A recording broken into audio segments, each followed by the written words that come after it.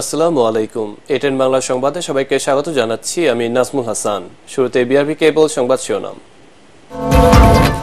শেখ হাসিনার বিদ্যুৎ ও জ্বালানি উপদেষ্টা তৌফিকে ইলাহি চৌধুরীকে গ্রেফতার, আদালতে হাজির করা হতে পারে আজ।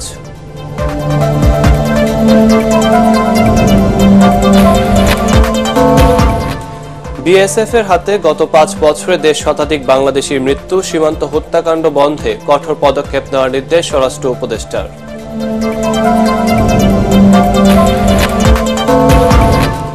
আওয়ামী লীগের পতনের পর মাঠ প্রশাসনে বড় রদবদল, দুদিনেই 59 জেলায় নতুন ডিসি নিয়োগ, বদলি নিয়ে সচিবালয়ে তুমুল হট্টগোল।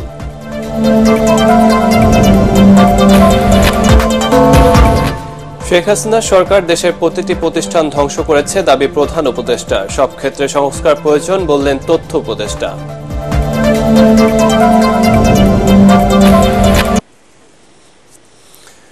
শুনছিলেন বিআরবি কেবল সংবাদ শিরোনাম, এবার বিস্তারিত।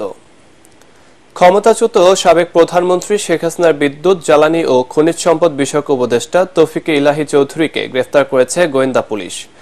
মঙ্গলবার রাতে গুলশানে অভিযান চালিয়ে তাকে আটক করা হয়। জানা যায় তার বিরুদ্ধে একাধিক মামলা রয়েছে, তবে কোন মামলায় আটক হয়েছে তা জানা যায়নি। আজ তাকে আদালতে হাজির করা হতে পারে। তৌফিকে ইলাহি 2009 সাল থেকে গত 5 আগস্ট গণ অভ্যুত্থানের আগ পর্যন্ত শেখ হাসিনার উপদেষ্টা হিসেবে দায়িত্ব পালন করেন। এছাড়া ঝিনাইদহ সীমান্ত থেকে সাবেক অতিরিক্ত অ্যাটর্নি জেনারেল ব্যারিস্টার মেহেদী হাসান চৌধুরী এবং গাজীপুর মহানগর আওয়ামী লীগের উপদেষ্টা মণ্ডলীর সদস্য রিয়াজ মাহমুদ আইনালকে গ্রেফতার করা হয়েছে। সীমান্তে গত 5 বছরে 1.5 শতাধিক বাংলাদেশিকে হত্যা করেছে ভারতীয় সীমান্তরক্ষী বাহিনী বিএসএফ। সীমান্তে হত্যাকাণ্ড বন্ধে কঠোর পদক্ষেপ নিতে সংশ্লিষ্টদের নির্দেশ দিয়েছে স্বরাষ্ট্র উপদেষ্টা। ঢাকার ভারতীয় দূতাবাসে প্রতিবাদ চিঠি পাঠিয়েছে পররাষ্ট্র মন্ত্রণালয়। এদিকে অর্থ উপদেষ্টার সঙ্গে বৈঠক শেষে সীমান্ত হত্যা ইস্যুটি এড়িয়ে গেলেও ভারতীয় হাইকমিশনার জানান, বাংলাদেশ ভারত সম্পর্ক আগের মতোই থাকবে। ভারত কোনো প্রকল্প স্থগিত করেনি বলে জানান অর্থ উপদেষ্টা। মাহবুব কবির চপলের রিপোর্ট।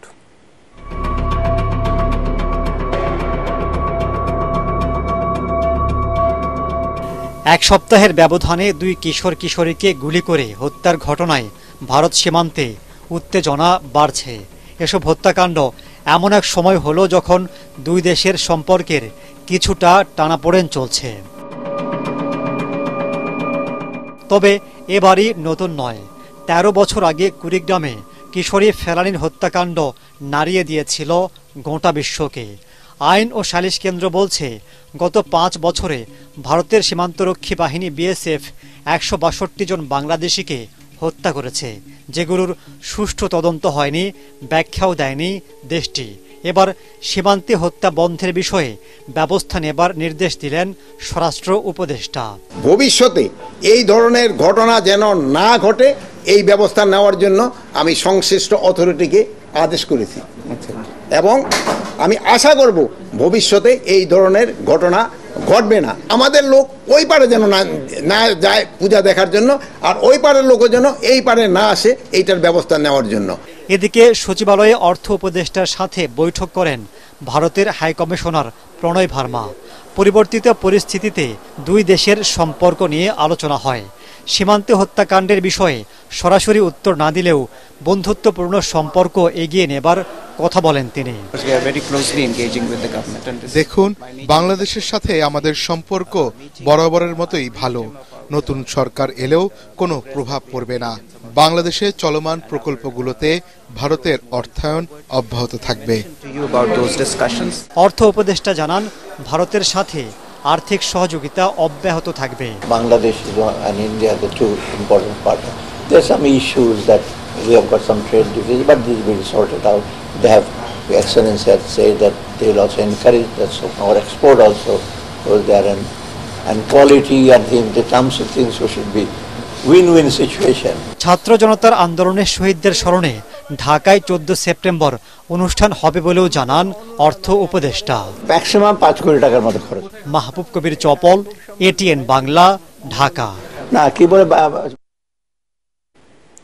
দেশে আরও 34 জেলায় নতুন জেলা প্রশাসক নিয়োগ দিয়েছে অন্তর্বর্তীকালীন সরকার।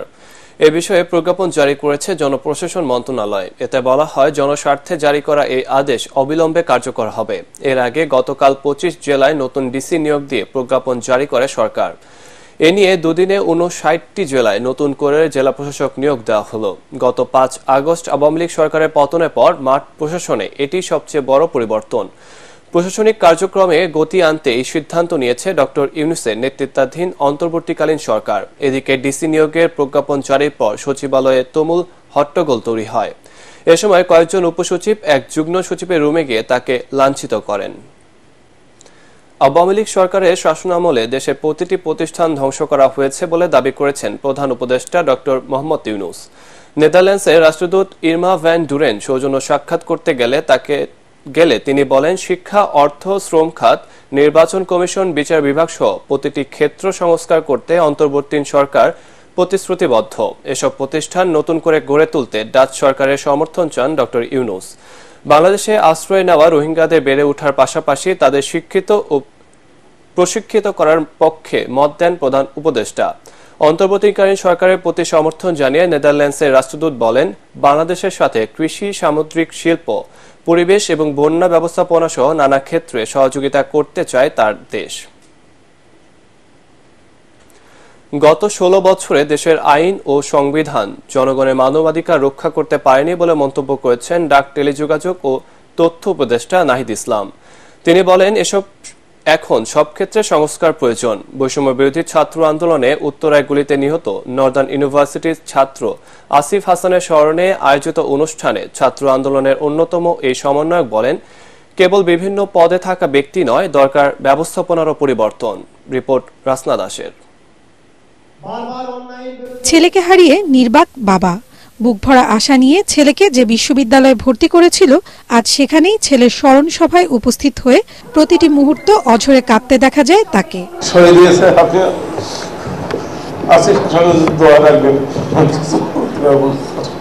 18 জুলাই রাজধানীর উত্তরায় কোটা সংস্কার আন্দোলনে গুলিবিদ্ধ হয়ে নিহত হন রাজধানীর নর্দার্ন বিশ্ববিদ্যালয়ের ইংরেজি বিভাগের 4র্থ সেমিস্টারের ছাত্র আসিফ হাসান। তার এই ত্যাগের প্রতি শ্রদ্ধা জানাতে বিশ্ববিদ্যালয়টির আহত শিক্ষার্থীদের চিকিৎসার সম্পূর্ণ খরচ বহনের ঘোষণা দেয় বিশ্ববিদ্যালয় কর্তৃপক্ষ।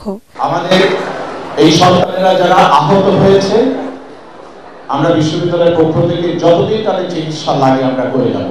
এ সময় 5 আগস্ট অর্জিত দ্বিতীয় স্বাধীনতার সুনাম রক্ষায় যে কোনো পরিস্থিতিতে আইন নিজের হাতে তুলে না নেওয়ার আহ্বান জানান বৈষম্য বিরোধী ছাত্র আন্দোলনের সমন্বয়করা।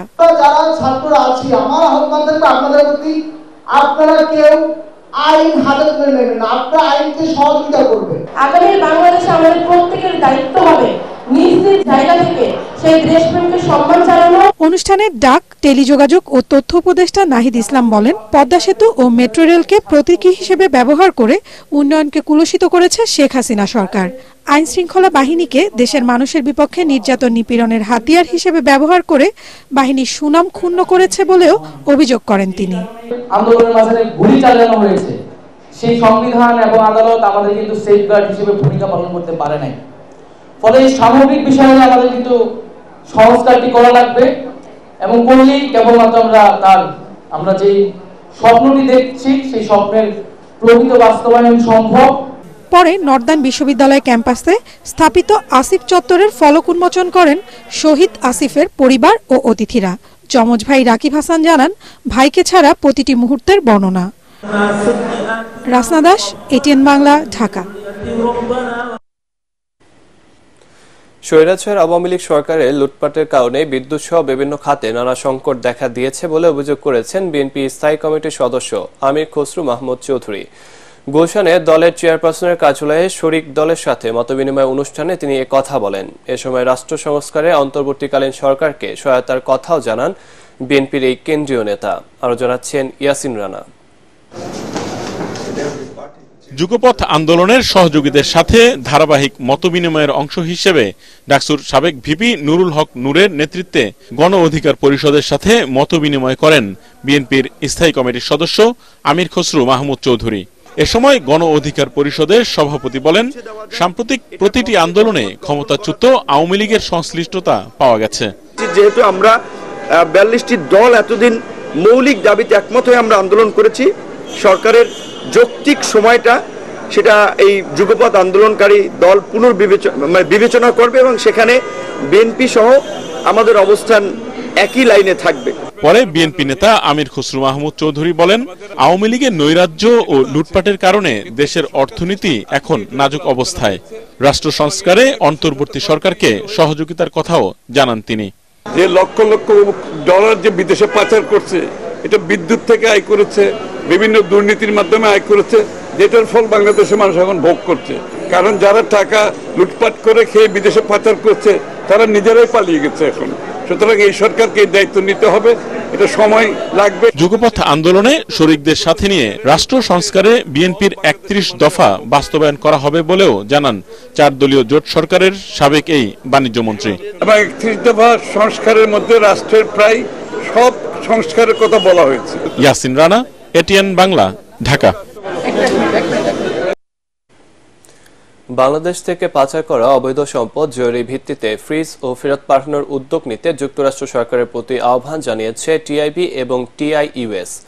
মার্কিন পররাষ্ট্রমন্ত্রী অ্যাটর্নি ব্লিংকেন ও অর্থমন্ত্রী জ্যানেট ইয়েলেনকে দেওয়া চিঠিতে এই অনুরোধ জানানো হয়। অবৈধ অর্থ সম্পদের মালিকদের জবাবদিহি নিশ্চিত এবং পাচার করা অর্থ ফেরত আনতে বাংলাদেশ সরকারকে সহযোগিতার আহ্বান জানানো হয়েছে ওই চিঠিতে। এর আগে গত ৩০ আগস্ট যুক্তরাষ্ট্রের পররাষ্ট্র ও বৈদেশিক উন্নয়ন বিষয়ক মন্ত্রীর উদ্দেশ্যে বাংলাদেশিদের অবৈধ সম্পদ ফ্রিজ ও দেশে ফেরত পাঠানোর উদ্যোগ নেওয়ার আহ্বান জানিয়ে চিঠি দেয় টিআইবি ও যুক্তরাষ্ট্র ভিত্তিক ৪টি দুর্নীতি বিরোধী সংস্থা। এছাড়া সুইজারল্যান্ড, ইইউভুক্ত দেশ, অস্ট্রেলিয়া, সিঙ্গাপুর, মালয়েশিয়া, হংকং ও সংযুক্ত আরব আমিরাত সহ বিশ্বের বিভিন্ন দেশে একই চিঠি পাঠানো হয়েছে। দুর্গাপূজা নির্বিঘ্ন করতে নিরাপত্তা সহ সব ধরনের ব্যবস্থা নেওয়া হয়েছে বলে জানিয়েছেন স্বরাষ্ট্র উপদেষ্টা অবসরপ্রাপ্ত লেফটেন্যান্ট জেনারেল জাহাঙ্গীর আলম। সচিবালয়ে পূজা উদযাপন পরিষদের নেতাদের সঙ্গে বৈঠক শেষে ধর্ম উপদেষ্টা জানান, পূজা উপলক্ষে সারা দেশে ৩২,৬৬৬টি মণ্ডপে ৪০০ কোটি টাকা বরাদ্দ দেবে সরকার।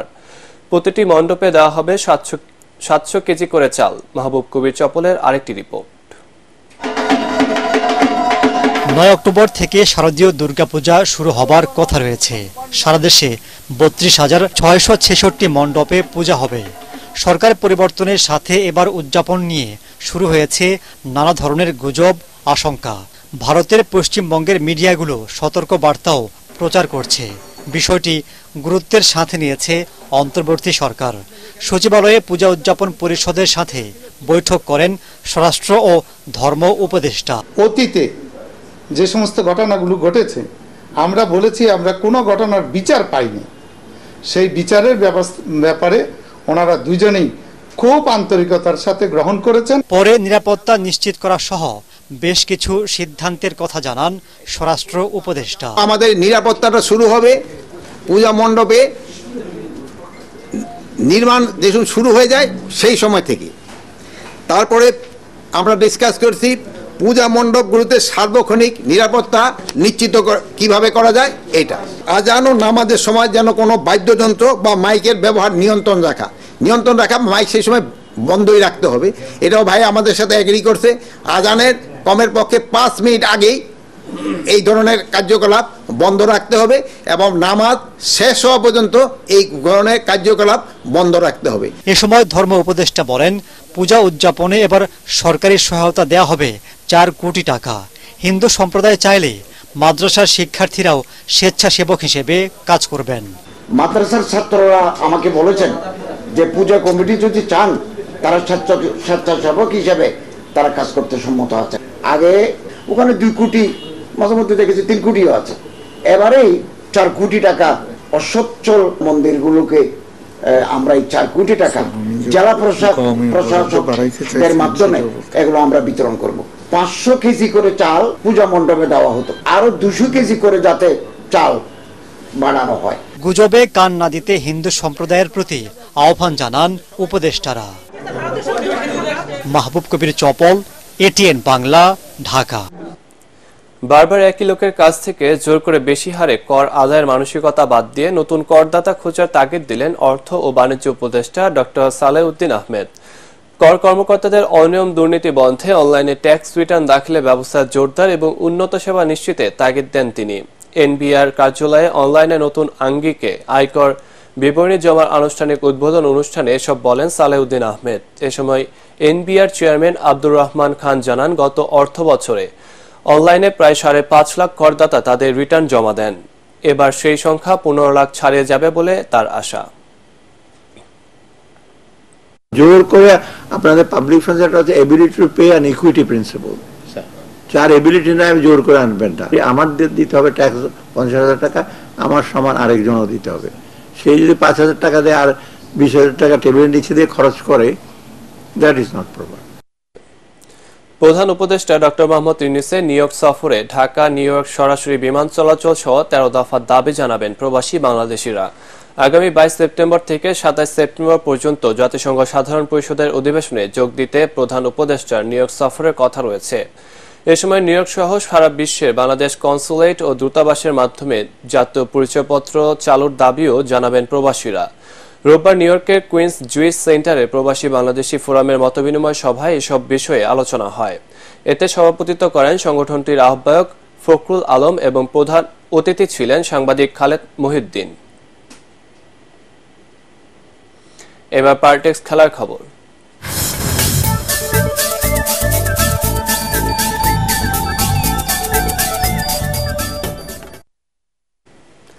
ভারতের বিপক্ষে টেস্ট সিরিজ চ্যালেঞ্জিং হবে বলে মনে করেন লিটন দাস। মিরপুরে অনুশীলনের সময় সংবাদ সম্মেলনে টাইগার ব্যাটসম্যান বলেন, দলের প্রয়োজনে দায়িত্ব নিয়ে ব্যাটিং করবেন তিনি। রিপোর্ট করছেন SM আশরাফ। নিজ ভূমে 2 ম্যাচের টেস্ট সিরিজে মাত্রই পাকিস্তানকে হোয়াইট ওয়াশ করায় টাইগারদের নিয়ে প্রত্যাশার মাত্রা বেড়ে গেছে। শক্তি আর সামর্থ্যে নাজমুল হোসেন শান্তর দল নিয়ে প্রশ্ন নেই। তবে আসন্ন সিরিজের আগে লিটন দাস মনে করেন, নিজেদের মাটিতে ভারত অবশ্যই বিশ্বের অন্যতম সেরা দল। হোমে যখন ইন্ডিয়ার সাথে খেলবো, India always better side. So আমি বলবো না যে খুব চ্যালেঞ্জিং হবে না, আবার খুব সহজ হবে। জিনিসটা তাদের কন্ডিশনে তারা খুব ভালো দল এবং তাদের টেস্ট ক্রিকেটের যদি র্যাঙ্কটা দেখেন খুব উপরে, তো আমার মনে হয় আমাদের জন্য খুব চ্যালেঞ্জিং হবে। রাওয়ালপিন্ডিতে লিটন দাসের অসাধারণ ব্যাটিংয়ে কদিন আগে ঐতিহাসিক টেস্ট জয়ের ভিত গড়ে দেয় বাংলাদেশের। টাইগার উইকেট রক্ষক বলেন, দলের প্রয়োজনে এভাবেই তিনি খেলে যেতে চান। স্বাভাবিক, আমি অলমোস্ট 9-10 বছর হয়ে গেছে ক্রিকেট খেলছি, সো ওইটুকু এক্সপিরিয়েন্স তো হয়েছে। এখনই সময় দায়িত্ব নেওয়ার, তো দায়িত্ব যদি এখন না নিই তো আর কবে। সো সুযোগ পেলে আমি বলতেছি যে জিনিসটা যে দায়িত্ব নেওয়ার সময় এসেছে, বাট জিনিসটা এই না যে প্রতি ম্যাচে আমাকে দায়িত্ব নিতে হবে। আমি মানুষ, আমাদের মিস্টেক হতে পারে।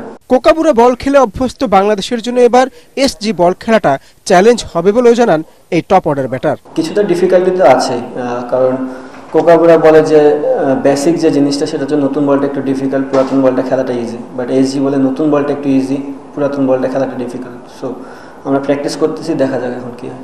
19 সেপ্টেম্বর চেন্নাইয়ে প্রথম টেস্ট আর কানপুরে 27 সেপ্টেম্বর দ্বিতীয় টেস্টে ভারতের মুখোমুখি হবে বাংলাদেশ। SM Ashraf, ATN Bangla, Dhaka. শ্রীলঙ্কা সফরে দ্বিতীয় ম্যাচে 7 উইকেটে জিতেছে এ দলের আড়ালে খেলতে যাওয়া বাংলাদেশ জাতীয় নারী ক্রিকেট দল। প্রথম ওয়ানডে বৃষ্টিতে পণ্ডু হয়েছিল। দ্বিতীয় ম্যাচেও বৃষ্টিতে 20 ওভারে নামিয়ে আনা হয়। প্রথমে ব্যাট করে 5 উইকেটে 113 রান সংগ্রহ করে শ্রীলঙ্কা এ দল। জবাবে 3 উইকেটে 117 রান তুলে 12 বল হাতে রেখেই জয় নিশ্চিত করে বাংলাদেশ এ দল। 34 বলে দলের পক্ষে সর্বোচ্চ 47 রান করেন দিলারা আক্তার। এতে 3 ম্যাচ সিরিজে 1-0 এগিয়ে গেল রাবিয়া জ্যোতিরা। শেষ করার আগে বিআরবি কেবল সংবাদ শিরোনাম আরেকবার। শেখ হাসিনার বিদ্যুৎ ও জ্বালানি উপদেষ্টা তৌফিকে ইলাহি চৌধুরী গ্রেফতার, আদালতে হাজির করা হতে পারে আজ।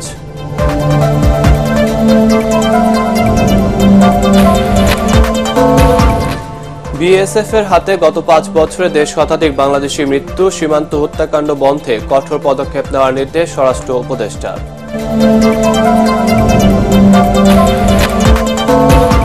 আওয়ামী লীগের পতনের পর মাঠ প্রশাসনে বড় রদবদল, দুদিনে 59 জেলায় নতুন ডিসি নিয়োগ, বদলি নিয়ে সচিবালয়ে তুমুল হট্টগোল।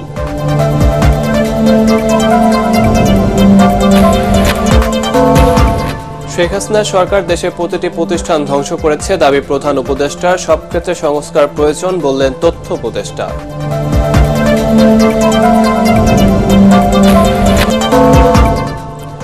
দর্শক, পরবর্তী সংবাদ দেখার আমন্ত্রণ জানিয়ে এখনকার মতো শেষ করছি। ATN বাংলা সংবাদ ইউটিউবে দেখতে ব্রাউজ করুন youtube/ATN বাংলা নিউজ।